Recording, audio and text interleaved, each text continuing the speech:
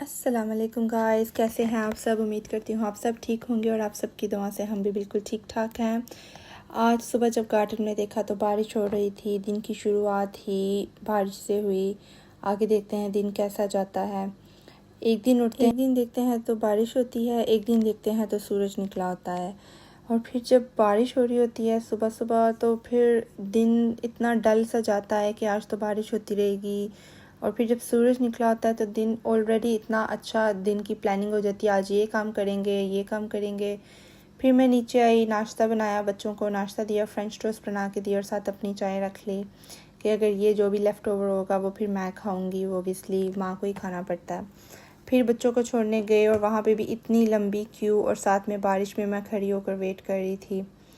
उसके बाद मैं घर आई, फिर मैंने बिरयानी बनाई। आज मैं आपको बताऊंगी बिरयानी की रेसिपी, चिकन बिरयानी की। चावलों को पहले मैंने इस तरह 70% बॉईल कर लिया था। उसके बाद जब आप देख लें मैश करके हाथ पे कि कितने 70% हो गए हैं, थोड़े गल गए हैं, तो फिर उनको आप साइड पे ठंडे होने के लिए रख दें।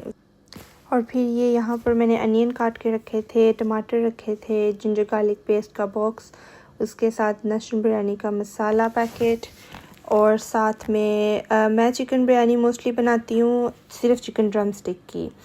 और फिर उसके साथ ये मैंने इमली को भी पानी में भिगो के रखा था, गर्म पानी में, और साथ में दही को भी मैंने फेंट के रखा था, पहले से मिक्स करके रखा था। और फिर ये मशरूम बिरयानी मसाला, और उसके बाद ये क्यूमिन पाउडर, चिली फ्लेक्स, हल्दी, चिली पाउडर और नमक, और ये 2 ग्रीन चिलीज़। मैं ये रेड चिली पाउडर के बजाय मैं बसार मसाला डालती हूँ, कश्मीरी बसार, उसमें भी काफ़ी ज़्यादा मसाले होते हैं। और फिर इन सब चीज़ों को, ये जो यहाँ पे अनियन है ना, ये मैंने फ्रेश काट के और इनको मैंने फ्रीज़ कर दिया हुआ था। एक दफ़ा मेरे पास अनियन मैं थोड़े ज़्यादा ले आई थी। सम टाइम ये होता है कि पड़े पड़े भी ख़राब हो जाते हैं, तो मैं सम टाइम उनको फ्रेश अनियन को ला के मैं फ्रीज़ कर देती हूँ। और उसके बाद फिर जब आपको चाहिए, जैसे हम जिंजर गार्लिक फ्रेश उसका पेस्ट बना के कर देते हैं, तो जब आपको चाहिए आप निकालें, उससे थोड़ा सा डिफ्रोस्ट करें माइक्रोवेव में, एंड देन आप बना लें। आपकी मर्ज़ी, आपने पानी निचोड़ना नहीं निचोड़ना, उस पर जो भी है, बहुत ईजी रहता है। फिर उसके बाद मैंने यहाँ पर उसको पहले ऑयल गरम किया और फिर उसके अंदर मैंने अनियन फ्राई करने शुरू किए। और सम टाइम लोग पहले अनियन फ्राई करके आधे निकाल लेते हैं, पर मेरे पास दूसरे फ्राइड अनियन भी थे, तो इसलिए मैंने सारे अनियन ही इसी में रहने दिए। और फिर इसमें मैंने जिंजर गार्लिक पेस्ट डाला, और साथ में मैं अपनी लाइट चेक कर रही थी, रिंग लाइट, कि मैं कौन सी सेटिंग पर रखूँ जहाँ पे ये साफ़ नज़र आए। तो फिर भी अभी भी मुझे लगता है, पता नहीं, थोड़ा साफ़ नज़र आ रहा नहीं, आई डोंट नो। आप लोग मुझे बताएं कि ये वीडियो की क्वालिटी कैसी है, ताकि मैं इसमें कोई बेहतरी लाऊँ या फिर ये ऐसे ठीक है। और फिर उसके बाद ये जब हो गया तो मैंने उसके अंदर जिंजर गार्लिक पेस्ट को अच्छे से मैंने उसको भुना। फिर उसके अंदर मैं थोड़ा सा पानी डाला ताकि उसकी जब स्मेल आए और थोड़ा कलर भी उसका निकल आए अनियन का। फिर उसमें मैंने चिकन डालना शुरू कर दिया, और फिर चिकन को मैंने अच्छे से भून के, उसमें जब चिकन भी थोड़ा सा अपना कलर चेंज कर ले तो फिर आप उसके अंदर चीज़ें डालने शुरू करें।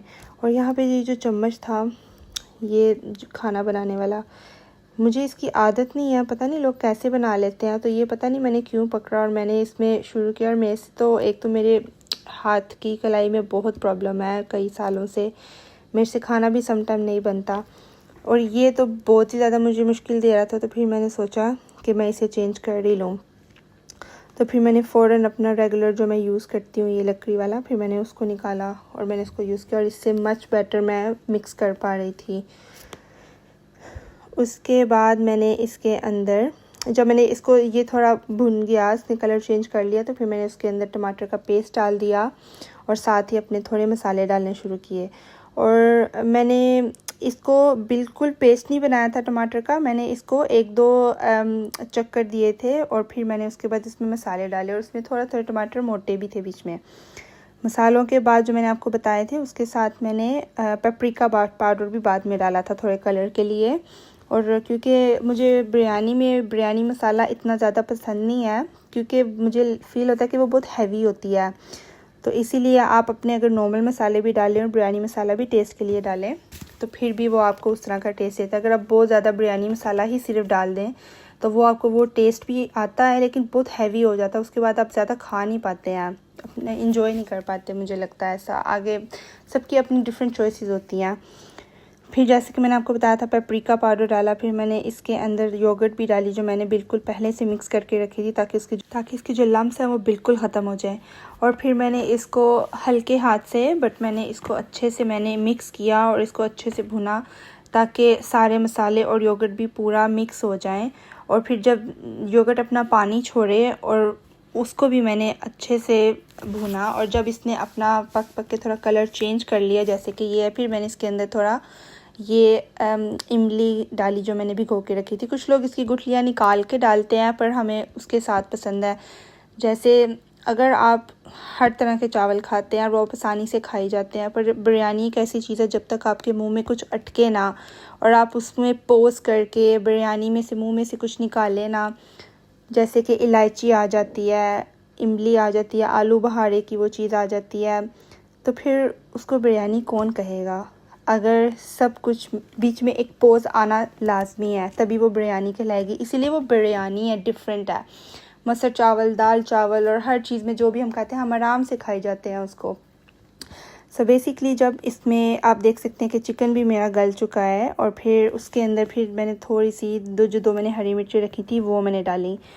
और क्योंकि लग रहा था, पर फिर भी मुझे लगता है कि हरी मिर्ची डालने से थोड़ा कलर भी चेंज हो जाता है, थोड़ा शक्ल निकल आती है सालन की, और साथ में थोड़ा एक करारा सा टच भी आ जाता है। और बिरयानी थोड़ी सी तो करारी होनी चाहिए, थोड़ी सी तो स्पाइसी होनी चाहिए।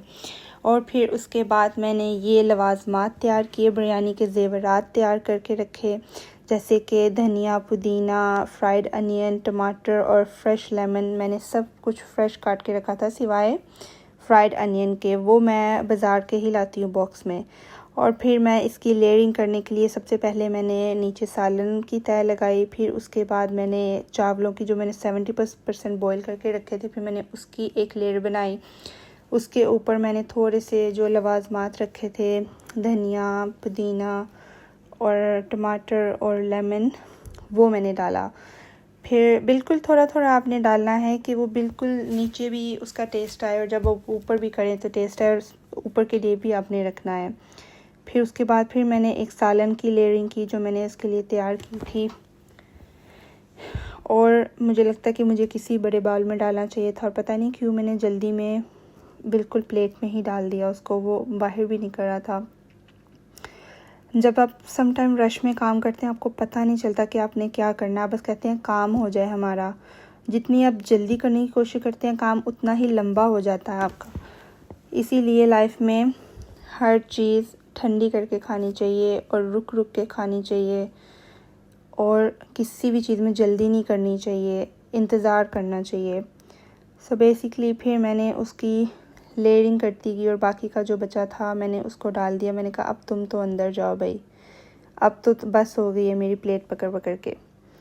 फिर मैंने उसके बाद फाइनल जो फिर मैंने ऐसे करके उसको पूरा ऊपर से सब कर दिया था, जो उसकी चीज़ें ऊपर लवाजमात जाने थे। फिर उसके बाद मैंने बिल्कुल, ये आपकी मर्ज़ी है कि आपने इसके ऊपर कलर डालना है कि नहीं। फूड कलर मैं बिरयानी में कभी फूड कलर में डालती हूँ, कभी नहीं डालती, तो ये आपको कभी किसी भी सुपरमार्केट से इजी मिल जाएगा। मेरे हाल से मेरे पास येलो फूड कलर था जो मैंने डाला, और वो इस तरह मैंने उसके अंदर थोड़ा सा ऐसे स्पेस बनाया ताकि वो नीचे तक कलर उसका जाए। सो इसमें मुझे लगता है कि मैंने लास्ट टाइम जब बनाई थी तो मैंने इसमें कलर नहीं डाला था, और इस टाइम मैंने कलर डाला है। कलर के बगैर वाली बिरयानी का भी अपना ही मज़ा है, और कलर के साथ भी अपना ही उसका एक शक्ल और मज़ा निकल आता है। फिर उसके बाद मैंने इसको फॉइल लगाकर इसको दम पे रख दिया। ऑलमोस्ट मैंने I think half an hour से 45 मिनट्स के लिए मैंने इसको दम पे रखा था, ताकि अच्छे से ये नीचे से ऊपर तक जो है बिल्कुल स्टीम हो जाए। और फिर मैंने इसको बहुत ही हल्के हाथ से मैंने इसको मिक्स किया, और मिक्स करके तो मैं चली गई। आप मुझे ज़रूर बताइएगा आप लोग बिरयानी कैसे बनाते हैं, ये मेरी इजी रेसिपी थी या मुश्किल थी। तो अपना अब प्लीज़ मुझे कमेंट्स बॉक्स में ज़रूर बताइए कि आप लोग कैसे बिरयानी बनाते हैं। फिर उसके बाद मैं चली गई बाहर, मुझे एक अपॉइंटमेंट थी मेरी। अब मुझे लगता था कि मेरे कानों में शायद वैक्स है, और मुझे बहुत कान में हल्का हल्का दर्द होता रहता है, कुछ महीने हो गए हैं दर्द हो रहा था। तो फिर मैंने प्राइवेट फार्मेसी से, क्योंकि NHS में तो अब यहाँ करते नहीं है बिल्कुल भी, तो मैं एक प्राइवेट फार्मेसी पे गई। फिर मुझे टाउन में एक किसी ने बताया था, तो वहाँ पर जाकर मैंने अपने कान चेक करवाए। मौसम सुबह को इतनी बारिश थी और लेटर ऑन आफ्टरनून में बिल्कुल ऐसा वेदर था। सुबह को इतनी धूप होती है, आफ्टरनून में बारिश होती है, तो यहाँ के वेदर का कुछ पता नहीं चलता कि क्या होने वाला है। और फिर बहुत ही गाड़ी पार्क करके थोड़ी सी डिस्टेंस पे मुझे मेरी फार्मेसी आ गई थी। और जब उन्होंने मेरे कान चेक किए तो उन्होंने कहा कि आपके कानों में तो कोई वैक्स नहीं है, कोई इन्फेक्शन भी नहीं है, पर फिर भी आप GP को चेक करवा लें, डॉक्टर से बात कर लें। तो फिर भी उन्होंने मेरे से 20 पाउंड ले लिए जस्ट चेक करने के। तो अगर वो वहाँ पर मेरे कानों में वैक्स होता और वो निकालते तो वो फिर 55 पाउंड्स लगते। और फिर उसके बाद मैं सब्र शुक्र करके वापस आ गई कि चलो मेरे कानों में वैक्स तो नहीं है, पर फिर मुझे पता नहीं था कि क्यों दर्द हो रहा है। फिर मैं टेस्को गई, वहाँ पे मेरे बेटे की प्रिस्क्रिप्शन एक डॉक्टर ने दी हुई थी कि उसकी आयरन बहुत लो है, तो उसके लिए मैं हर फार्मेसी में चली, उसकी दवाई कहीं पर भी नहीं मिली। और फिर मैंने सोचा कि अब मैं क्या करूं, अभी तो मैंने मैसेज छोड़ा हुआ, अभी बैंक हॉलीडे आ गया है और अभी तक मुझे डॉक्टर से कोई बात नहीं हुई। फिर मैंने सोचा कि यहाँ पर टेस्को में 25% ऑफ लगा है क्लोथिंग पे, बच्चों की, बड़ों की, मेंस की, लेडीज़ की, हर तरह के कपड़ों पे 25% ऑफ लगा है, तो क्यों ना मैं एक नज़र मार लूँ। और फिर यहाँ पे मुझे काफ़ी अच्छे बच्चों के कपड़े नज़र आए, लड़कों के भी, पर मुझे लड़कियों के इतने प्यारे लग रहे थे छोटे छोटे से कपड़े, बच्चियों के भी उन्होंने इतने फ़ैशन में कपड़े बनाए हुए थे। तो फिर मैंने सोचा कि चलो घर जाने से बेहतर है इंसान देख लेता है, थोड़ा इंसान का माइंड चेंज हो जाता है, क्योंकि थोड़ा सा स्ट्रेस हो रहा था कि मुझे बिल्कुल भी अब दवाई नहीं मिल रही, मैं कहाँ पे जाऊँ। हर फार्मेसी पे मैंने फ़ोन करके पता कर लिया था, बट उसकी दवाई कहीं पर भी नहीं मिल रही थी। तो फिर थोड़ा इंसान को देख के टाइम पास तो करना ही होता है, अपना माइंड तो डाइवर्ट करना ही होता है। तो सोचा कि फिर यहाँ पे देख लूँ। कपड़े मुझे काफ़ी अच्छे लगे थे यहाँ पे, डिफरेंट आए हुए थे, क्योंकि जब से कोरोना शुरू हुआ था इतने बकवास कपड़े आने लग गए थे, समझ नहीं आती थी कि इंसान ले भी कि नहीं। बट अभी थोड़े फिर से इन्होंने अच्छी वैरायटी निकालनी शुरू कर दी है। सो फाइनली आप देख सकते हैं कितने क्यूट छोटे छोटे बच्चों के यहाँ पे कपड़े लगे हुए हैं। और फिर यहाँ पर मैं लेडीज़ के सेक्शन में आई और ये ड्रेस तो मुझे कोई इतना कोई गंदा लगा ना, समझ ही नहीं आ रही थी कि ये क्या बनाया है। जितना ये कैमरे में देखने में गंदा लग रहा है, इन पर्सन उससे भी ज़्यादा गंदा लग रहा था। और फिर मैंने थोड़ी सी इधर उधर नज़र घुमाई, पर मुझे कुछ भी अच्छा नहीं लगा। लास्ट टाइम जब इन्होंने सेल लगाई थी 25% ऑफ, तब थोड़े से अच्छे ड्रेसेस आए हुए थे। कभी कभी तो ये कुछ भी प्रिंट करके लगा देते हैं, समझ में नहीं आता कि ये भाई कहना क्या चाहते हो। इस तरह की इंसान को दिल से बात निकलती है कि क्या बनाया क्या है, इसको कहाँ पहने, किस तरह पहने। बट अब जैसे कि आप देख सकते हैं ये वाला, पहले तो मुझे समझ नहीं ये बाजी ऐसे क्यों खड़ी हैं, फिर उसके बाद ये क्या है, नीचे भी कुछ नहीं है, ऊपर भी कुछ नहीं है। सो बेसिकली ये देखने के बाद मुझे लगा इसी के साथ मुझे अपनी वीडियो का एंड करना चाहिए। और आप मुझे कमेंट्स में ज़रूर बताइएगा कि आपको मेरी वीडियोस कैसी लग रही हैं, और लाइक, सब्सक्राइब और शेयर ज़रूर कीजिएगा। अल्लाह हाफ़िज़।